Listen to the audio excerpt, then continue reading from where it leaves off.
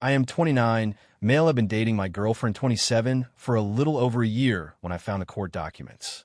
It wasn't like I was snooping. She'd left them in a folder on my desk, half covered by some bills.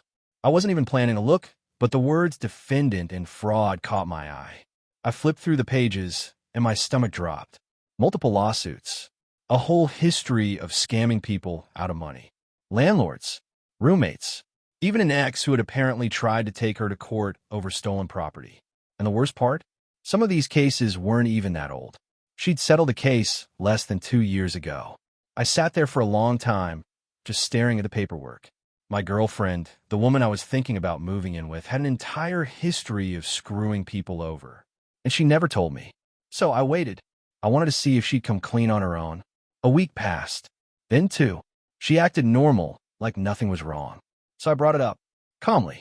I set the documents on the coffee table one evening and asked, "Hey, do you want to explain these?" Her reaction? Instantly defensive.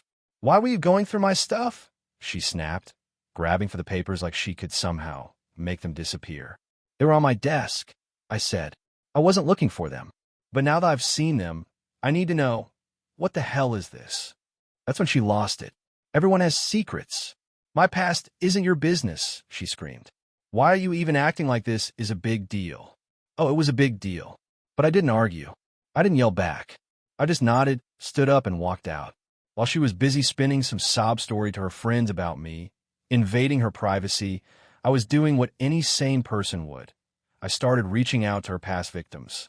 And what I found, way worse than just a few court cases. Her ex?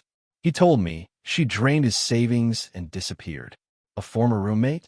She said my girlfriend had trashed the apartment and left her with thousands in unpaid rent. A former landlord? She forged pay stubs and scammed her way into my property. Took 6 months to get her out.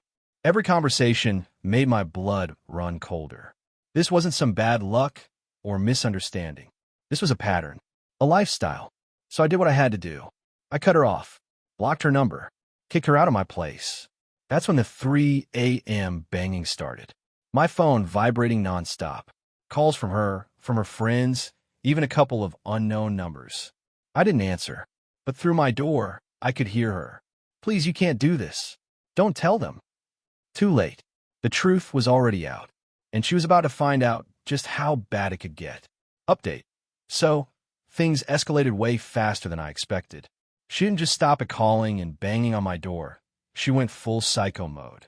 First, she tried getting our mutual friends to pressure me into talking to her. They hit me with the usual "people change" and "you're being too harsh" lines. I just asked them one question. Would you be saying this if she stole from you? That shut most of them up real quick. Then, she tried showing up at my job. That was a fun surprise.